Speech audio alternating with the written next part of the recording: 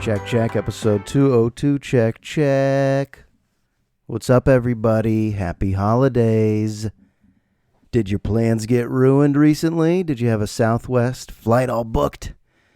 Got packed, got to the airport, found out, nope, it's not going to happen. Southwest has fucked up your holiday vacation. How many people had to pretend they were upset? How many people had to pretend they were so devastated that they had to go back home? Don't get me wrong, I understand it's stressful. A rough airport experience can be straight agony. I get it. But what the news does not tell you, you gotta love that. As a way of making a point when you're talking to someone, what the news does not tell you is how many people were thrilled. Wait, we don't have to go to Grandma's this year? And slip around on her plastic-covered couch? And avoid her yippy little dogs? We don't have to go? Oh, you mean we go back to our own couch and watch all the sports?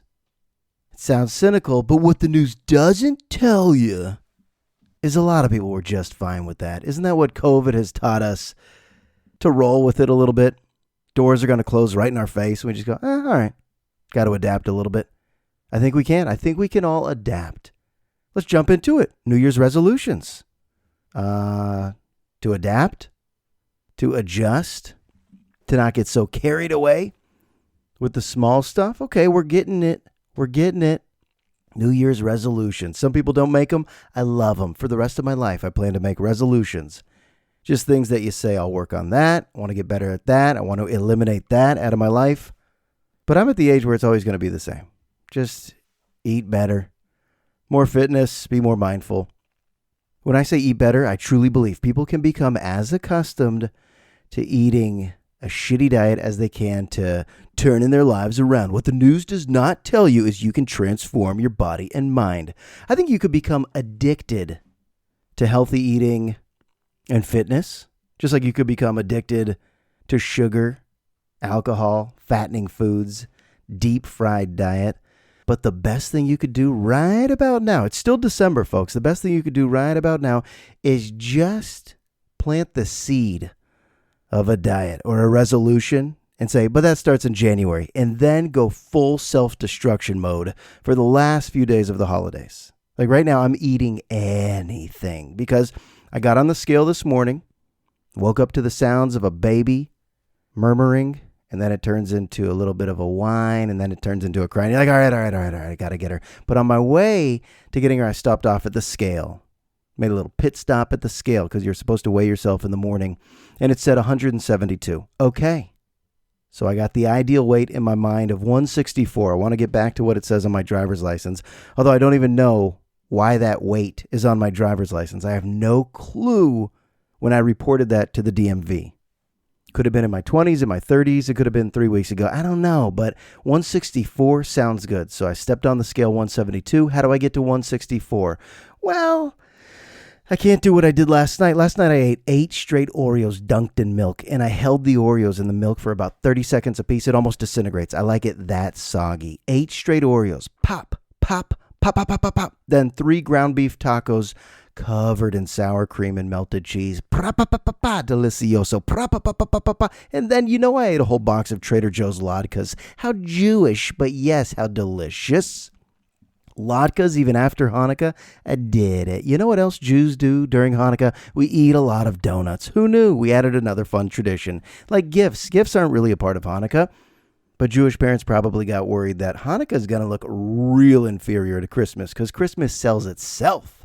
So I think parents had to do some things like Hanukkah Claus and let's hang some blue lights and make dreidel fun and more gifts and donuts. Yes, donuts because it's deep fried in the oil and the oil represents the miracle. So yeah, let's do donuts, deep fried potato pancakes a lot because you can make Hanukkah fun. It could also be so boring. It could also just be, we lit the candles. Okay, tonight's done. What are we doing tomorrow for Hanukkah? We got to light more candles. It could just be that for some people. But no, the modern American reform progressive Jews, we're competing with Christmas. Our kids are getting video games, art sets, and bikes too, I think. Or we're just stuffing our faces with jelly donuts and going to Chinese food all throughout the break. Chinese food on Christmas, I've talked about it. But I went to Ping's with my mom and my wife and my 2 daughters, and it was louder than any club I've ever been to. Line out the door. This tradition is now out of hand. Like, it became fun, and now it's like, should we just get takeout? It's a little much. It's a little much to stand in a line, muscling up with the other Jewish families, shoulder to shoulder. Yeah, table for 4 with a high chair, just screaming at some host who's not even a host. Just some guy who's running across the restaurant with hot tea. Just 4 in a high chair, and we'll do war wonton. Just start ordering from anyone. Stick your head in the kitchen. It's competitive in there. We'll do the broccoli beef. And No, you don't order from them. You wait, and you wait your turn. So New Year's resolution, patience. That's another resolution of mine. Patience, just a little bit. I'll blame the phones. I think I'll blame the phones for making us all so impatient. How we communicate. How we need the immediacy of news and breaking news and updates to that last news story. We need it now. Updates from our kids' schools, text alerts and emails. I got to go back in time, detach, become patient, mindful. Take a breath. Everybody take a breath. You think I'm done? Ground beef tacos, Oreo cookies, and latkes? I'm not. Poured a fat glass of Montepulciano, only the finest Italian wines. Ciao. You think I'm done? No. Big bag of popcorn. You probably think I'm done. I had sharp cheddar singles in the fridge. How many do you think I ate? Take a guess right now. Just say it out loud. Oh, no, not that many. I went with 3. 3 sharp cheddar slices in the dark under a blanket. My wife's out of town. You think I'm really using plates? Why? Why do dishes? It's just me sitting crisscross applesauce. We don't say Indian style anymore. Sitting crisscross applesauce on my kitchen floor with my fridge door open and the glow of the fridge illuminating one big fat bastard before January 1st, where I go full throttle health mode, maybe even kick it up a notch, get the gym membership going again. Got the new Allbirds shoes. I'm ready to run the streets. Neighbors are going to wave. Wow, there he goes again. He's really committed, they say. Wow, there he goes again with the yellow Allbirds. He's really dedicated. I know that's what the neighbors are going to say in 2023. But right now, I don't want to hear what they're going to say. I don't want to hear what the neighbors are saying about me. Ooh, there he is. Doughboy's back. Hi, happy holidays. He is getting a little chunky. I know they're saying it. I know the neighbors are talking. What's your resolution? You got one? Less screen time, less phone time? Stop tapping the apps?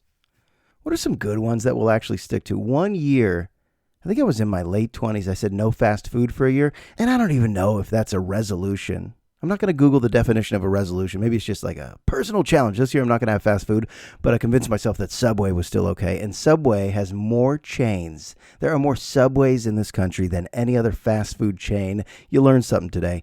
And I said, well, maybe I'll just allow myself Subway because I'm not going to do Wendy's. I'm not going to do Burger King, McDonald's, Taco Bell. I'm done with all that. That's my resolution. But I think I ate Subway, I'm not exaggerating, 3 times a week.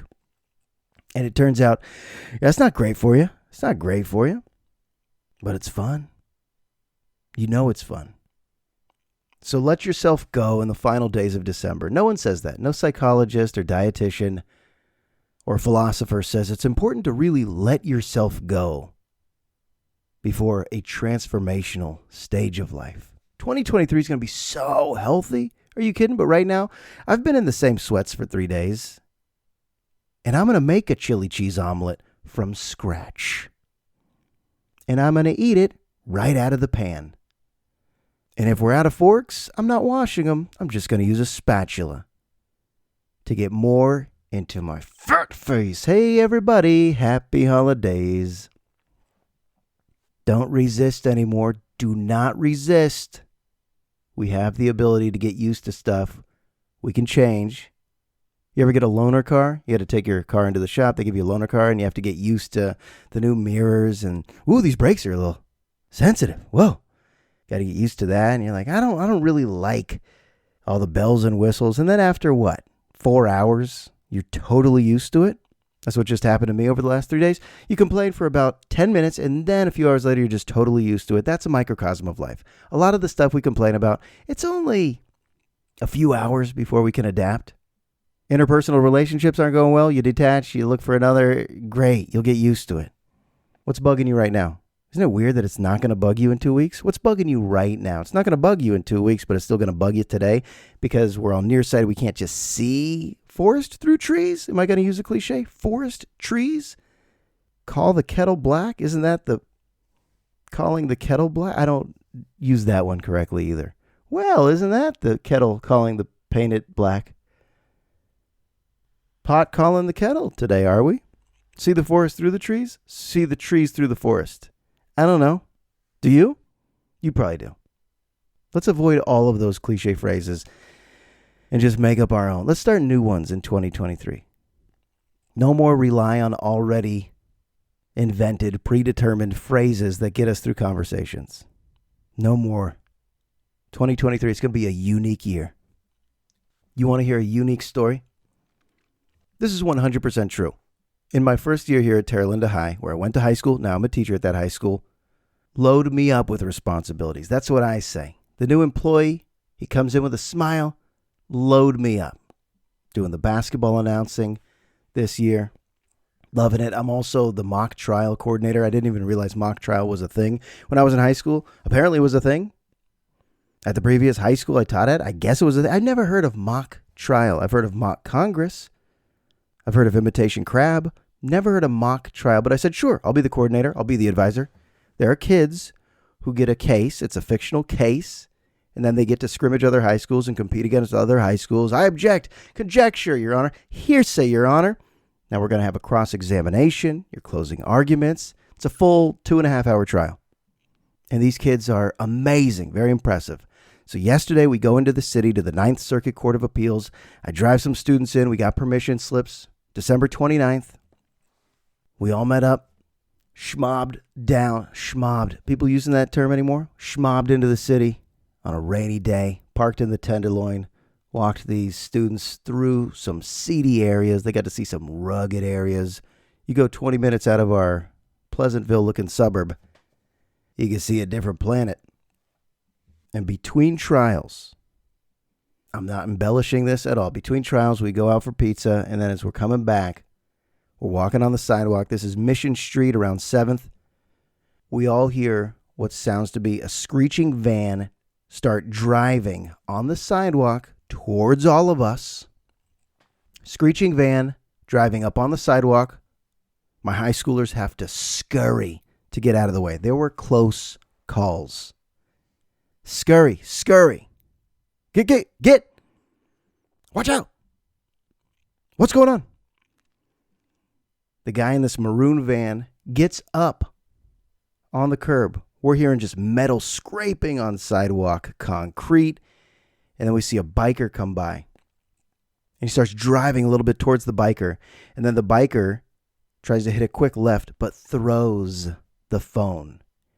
And the guy gets out of his van, grabs the phone, and gets back in the van, and then runs a red light and honks. Oh, boy.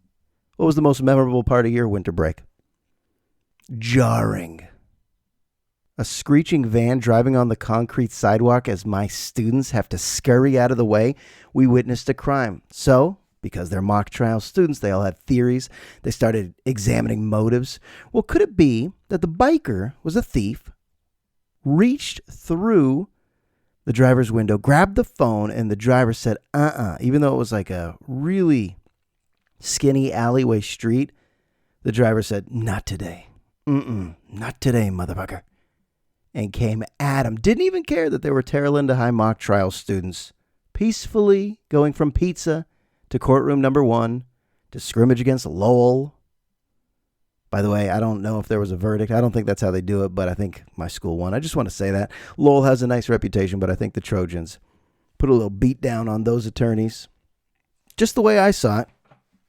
Nobody asked, hey, Rosenberg, how did you see this one unfolding? I was like, I don't know, just coordinating rides and permission slips. But back to the crime? Do we just go on with our day?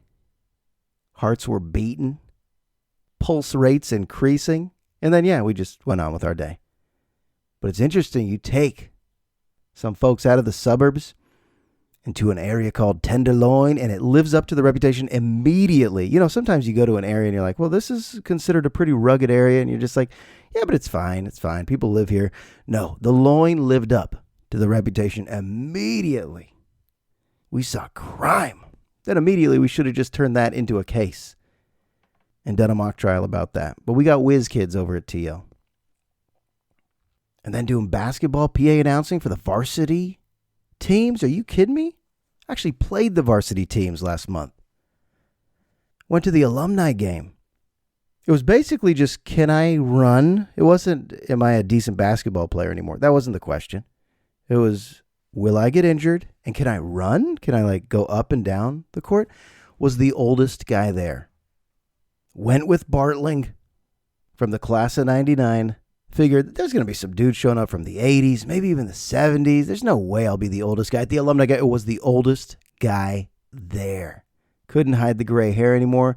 They were young alum who were respectful. Hi, sir. Thanks for showing. Sir, no, oh, God, I became that guy. Because I remember being on the flip side. As a student playing in the alumni game, the old guys would show up and you're like, hi, sir. Now, I was that. And I blinked. That's how life goes. That's how fast this existence accelerates. I blinked and now I'm in the same gym, but now I'm the oldest guy in the alumni game. Okay. But I got up and down the court to answer your next question. How'd you do? Nah, I don't know. Maybe C minus, D plus, F plus. I'll give myself, D minus, F plus in terms of skills, but definitely not a full F. No injuries. And there were no times where I just had to foul a guy to catch my breath. That had to fall into the nobody asked category. What were we talking about? Oh, yeah, the mock trial, day in the city. Woo! And then after you zoom out for a little bit, you realize how sad it is that people are living that way. Speaking of how sad it is that people are living a certain way, Last Chance U is probably my favorite show. They went from JC football to JC basketball at ELAC. Binge watched it harder, with more fervor than I've ever binge watched anything. I got through those 8 episodes in 3 nights. And those are long episodes, but I did it because I'm committed to the Huskies of East Los Angeles College, ELAC. Okay. Charismatic coach, almost like a performer of a coach. He knows the Netflix cameras are there at all times because he could do anything. He could go sentimental on you. He could go comedy. He could be a dictator, a tyrant, and he could be a motivator. Coach Mosley. It's an amazing show. And I'd say 30% of the show is about actual basketball. And I care about the games. I don't Google ahead who got a Division I scholarship. I don't Google ahead, even though I could already see that ELAC did not win the state title. Spoiler alert. But they do these in-depth individual stories about how sad the backgrounds are of all the players. Why are they there? These are guys with D1 skills, most of them. But maybe something happened academically, but usually it's something happened with their families, or it could be some emotional issues that have never been dealt with because they were always just told, go play basketball. Just go keep playing basketball. Keep playing basketball. No one cares if you've been abused. No one cares if you're depressed. Just sink that J. Just take it to the rack. And then at some point, they're 18, 19, 20, all the baggage of, I struggled in school. I struggled at home. I struggled with anger. I struggled with sadness. Now they show up at ELAC, and their stories are so heartbreaking. All of them. I mean, we're talking about homeless guys. We're talking about these young black men who are viewing their year or 2 years at ELAC as the last chance to succeed in life. So it does become the saddest show on TV, even though it's exciting and it's well done and there are some laughs. The underlying theme of the show is that society has failed these people, deeply failed these people. ELAC should not be the last chance to succeed in life, but that's kind of how the show is framed. That's why we got to press reset on all of this. I don't even totally know what that means. That sounds like a fantasy. Let's just reset society for a moment so we don't have this hierarchy of affluent white people. They're in this stratosphere. And then at this tier, this is where those people are slotted. I mean, we're not supposed to have a caste system, but damn. Some people are struggling more than we could ever identify with, right? What do I struggle with? I want to eat better. I want to be less stressed, be more patient. I have the luxury of doing these silly little resolutions. For a lot of people on planet Earth, it's, how about survive the day? I'd like to survive the day. That's what being a human is. On the most basic level, hey, what's the human experience? What's the human condition? What are we doing here? We're surviving. And then if you got enough things collectively going your way, then it's thriving. Then are you going to survive? And then thrive, and then thrive. But survive the day for a lot of people. I think we overlook the problems of a lot of people because we're incapable. I think most of us are incapable of truly understanding what it's like to grow up in these areas like the Tenderloin. We might drive through it, us suburban kiddos, we might drive through it once in a while and go, whoa. Heard about that, saw that on the news, saw a tweet about that. Man, hope they clean this area up, and then we just keep driving, right? A lot of us just keep driving through, but it's not like our heart remains in that area. You just hope there's something you can do. You hope something can be done. It's an eye-opening experience. We should all be forced, shoved into a little volunteer work, exposed to seeing what the needy is all about. The needy. I got deep. But yeah, Last Chance U makes me emotional. And I can't stop. I need another season. I need more Coach Mo. I need more. But yeah, survive. I bet a lot of us have different definitions of what it means to thrive. And probably throughout our lives, that has changed. Sporadically changed. Radically changed. What does thrive right now mean? 41, just seeing happy, healthy daughters. Basically boils down to that. Happy, healthy daughters, that's the goal. That'll contribute to my happiness, but how do I keep myself present and attentive? Take care of yourself. It's why you're supposed to get the oxygen mask for yourself before administering it to little kids on flights, which could be a good debate. Shouldn't we get that oxygen mask on that kid first? No, we're not here to debate it. Take care of yourself, and then you'll be a better parent. Stop eating the 8 Oreos and the sloppy ground beef tacos and the latkes at night in the dark with the glow of your fridge light on you, looking like a fool. Stop that so you have enough energy in the morning to be all that you can be. You got a busy mind right now? Write it down. I don't do this. I don't take my own advice when it comes to journaling, but if you have a busy mind right now, just write it down. And then 4 minutes later, see if you feel better. I want to start this. There's some scientific proof that this works. You got a busy mind, right? Just a bunch of stuff. It doesn't even mean bad stuff. It doesn't even mean bad stuff. You got a busy mind. You wake up with thoughts. You wake up in the middle of the night with thoughts. Worries. Could be worries. I wake up in the middle of the night at least once, maybe twice with worries. And you're supposed to just write it down. There's something about that process going from cognitive thoughts through your handwriting into a journal, put it away, and then you get back to sleep. I got to start doing that because the thoughts, the worries, the concerns in the middle of the night, it's a busy mind. It's a busy mind. And knowing that's our wiring. That's us. The Homo sapien wiring. It's just where we are as we stumble through this thing called life. We worry about a lot of stuff. And I heard a comedian say we have antennas. Like humans were born with this ability to know how much we don't know and how much we'll never know. It's all a mystery. Isn't that kind of confusing? A lot of us are trying to make sense of something that's totally senseless. That's why all these religions and doctrines and faiths and sacred holy books and leaders, that's why they've all happened and occurred and been invented, because people don't love this feeling of, I don't know where I came from and where we're going. I don't understand this and I don't understand that. This expansive universe, I don't understand all that. So if you give us a story, maybe we'll clamor onto that and go, that story makes sense. That's my belief system. Sure, I'll pass it down to my kids, and then we'll just keep the planet going that way. Passing down these stories. Well, this is my story, so this will be my kids' story, and that'll be their belief system, and we'll go with that. But what's that? There's thousands of other belief systems. So who's right? Who's right? Nobody?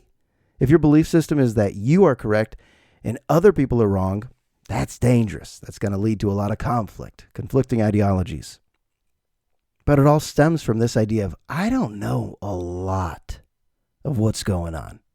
I know very little. And we even know that our brains are incapable of knowing more. But we can all understand that there's more. That there's more out there. Mystery. That's why people are taking ayahuasca. That's why people want telescopes. That's why people read about scientific breakthroughs. Black holes, new dimensions, simulations, cloning wars. Now I'm just saying things that I don't know. See, I could easily go off on a tangent about things I don't know. Outer space, afterlife, animal kingdom, procreation, technology. Write down a list of things you don't know anything about. You'll never stop writing that list. So that's the challenge of being a human. It's right there. We know how much we'll never know. We know how much we don't know. No one really knows what happens when we die. We all have morbid thoughts. Every single day, all of us have morbid thoughts that we probably don't share. Like when you say to someone, drive safe, don't you sometimes picture them not driving safe? What would happen? Do you picture your own death sometimes? These morbid thoughts? It's scary. Why is it scary? Because we don't know what's coming next. Why do we pray? Why do some people pray? Make wishes? Why are some people superstitious? It's all because this is such a damn mystery. We're aware that we don't know much, so we'll create the story. But even then, most of us, not all, most of us know it's still a story. You're sinking your talons into it. And it feels good. It probably feels good. It probably feels really good to be convinced of something that's genuinely a mystery. But if you're convinced that, no, I got the answer. Here's what happens. Here's where we came from. And here's where it's going. Instead, I think I'll just be at peace with knowing very little. And knowing that what I know right now is going to be fairly insignificant to humans 500 years from now. If they ever come back and study this fella from 2023, still 2022. But what I'm experiencing, just the way we would study something from 500 years ago, and it might be a little significant, but it's really just tough to connect with. And you go, wow, they didn't have that, and they didn't think that, and they treated people that way? You hope we're ascending. You hope. Does it feel like that? Are we ascending? Is the human race ascending? I know lifespans are longer, and I know we're making a lot of technological breakthroughs, but the way we treat others, the way we share the space on Earth, are we ascending? Are we plateauing? Who am I asking these questions to? What's going on? Should I change my sweats? Should I pour another cup of coffee? Should we talk about whimsical furniture? Because I think that's the only bullet point I wrote down besides New Year's resolutions. Does whimsical furniture make you happier? If you walk into a business, a bank, a school, a firm, do you like more curvy chairs? A hospital? Do you like walls that are more whimsical? Does it do something for you to live in more of an artistic looking world than just dreary and drab and blah? I don't have a point. I've just noticed that a lot of the time when places renovate and they upgrade, the furniture becomes very whimsical. Is that a chair? Is that just a cushy pyramid? Do you put a drink on that? Do you sit on that? Is that an ottoman? Is that chandelier legal? Does that mural give you a headache? Is this guy making a point? I don't think so. What does it mean to renovate? Make it better on the eyes, right? Make this place better on the eyes and more functional. More space.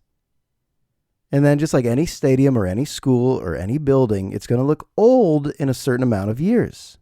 I don't just mean like the codes, like the electrical codes and the plumbing and like the stuff that really needs to be up to code for these buildings to exist. But it's interesting, like you read a book about old ballparks and old stadiums and old arenas. When they were building these in the 50s, my God, they look so new and cool. And now we look at them as dumps. You got to renovate. You got to get a new stadium. You got to get a new gym. You got to get a new arena. You got to update that bank. You got to update that building. You got to update that school. It's old. You got to attract people. And then whatever we're doing with our new idea of, curvy furniture. Make a little curvy. Do that with the chandelier. You give me like a bright, colorful mirror. Now we're talking, that's all going to look old in 100. What's happening when our human eyes look at something new and then we become used to it? So there's the new. Let's call it the honeymoon phase of, well, I'm infatuated with the way this looks. This renovation looks beautiful. And then you get used to it, looks normal. And then 50 years, maybe 60, 70 years, a new set of eyeballs are going to be on it. Maybe your own eyeballs, and it looks old. And it looks out of date. Who's setting the trends? We're all just sheep. We accept, yes, that now looks old. Got to fix it. Got to improve it. Got to erase that bullet point. Whimsical furniture. What was I thinking? What else? Oh, yeah, I went to the temple one night for kids' Hanukkah. Head out to the temple for Johnny Donuts and some menorah lighting. And as we walked in, brought Grandma along, my mom saw a friend. And she said, Chantal? And Chantal said, Dory? And my mom looked at me and said, her son was born on your exact birthday, September 15th, 1981. And I know that because we shared a hospital room at Marin General in Green Bay, California. And he is also in this room. And I recognize the name, Mikey Saperstein. And now we're 41. And I think we hung out when we were infants and toddlers a few times, but I have no real memories. I recognize the name and I know the story. Oh yeah, my mom and this lady shared a hospital room and they both gave birth together at the same time. Let's just embellish the story a little bit. And they both went into labor at the same time, and both Mikey Saperstein and Josh Rosenberg, two very Jewish sounding names, just came on out together. Birthday twins. And there he is. I see him from across the room and I knew, okay, at some point I'm going to have to say hi. Because that's the common ground. Hey, my birthday twin. Hi, Mikey. And I went up to him. I was holding my 5-year-old, and he was holding one of his kids. And I was like, hey, I'm Josh. He goes, I know. They still call you Mikey? He's like, no. Then I said, how have you been? I don't know anything. How are the 80s for you? Hey, how was like 92 to 98 for you? Let's catch up. It's been a while since we arrived out of the womb together in that room, which was dirty, so I think someone had to find a broom. I just hope we're all very excited about advancements in the textile industry, which involved a loom. What's that sound when you hear a car go by? What's that sound? They go, vroom. Okay, I'll stop this. But Mikey and I looked at each other in the conversation. It could have been nice. I think he's a great guy, nice guy. But we didn't have a roadmap. We didn't know where to go. What the fuck are we going to talk about? Hey, and then what was it like in the early 2000s for you? And what do you do? And where'd you go to school? And what are we doing right now? Are we catching up? Was there ever a baseline for us to start? And then we catch up because September 15th, 1981 is on our driver's license. We emerged into this world together, and now we're in the same room together. And I like you. I'm pretty sure I like you a lot. Oh, yeah, where'd you go to college? And where do you live now? How have you been? 41 years of how have you been? And then my daughter said into my ear, I want to go see the indoor pool. And I was like, hey, let Daddy have a conversation. But then I was like, wait, good. Yes, we got an out. Okay, we're going to go check out the indoor pool. I said to this guy at like 9 p.m., we're just going to check out the indoor pool. I'm the worst at abruptly leaving a conversation. Then I said to my daughter, Mila, you got to let Daddy have adult conversations. And I tried to teach her that lesson, but really, aren't we all just looking for our kids to get us out of adult conversations? We are. We don't say it. Little kid birthday parties, we go, and then what do? After about 10 minutes of the adult conversation, where is my kid? What's that? Cotton candy? What flavor? Terrific. Kids, oh, they have so many values, but isn't that one of them? Get you out of that conversation. Love Mikey Saperstein. All right. I'm not sure what happened, but I probably should shower now. I should probably eat some more deep fried food because the diet starts January 1st, and I should probably wish you all a very happy new year ahead and ask you to leave a rating or a review on iTunes or Spotify or wherever you listen. Appreciate that. Micah Julius, I'm talking to you. There's going to be new show music soon. Okay, is that exciting for anybody else but me? I don't know. But we're going to get our third theme song. It's going to be good. It's going to be hot. He asks me, give me a few artists that you like. Give me a few songs that you like, and then he'll apply all of that to his musical skills as he produces something beautiful. This is a subtle nudge right here on episode 202. If Micah's listening, hey, Micah, I think episode 203 should start with your song. That's all I'm saying. All right, folks. This episode's in the books. Peace out. I'll talk to you soon.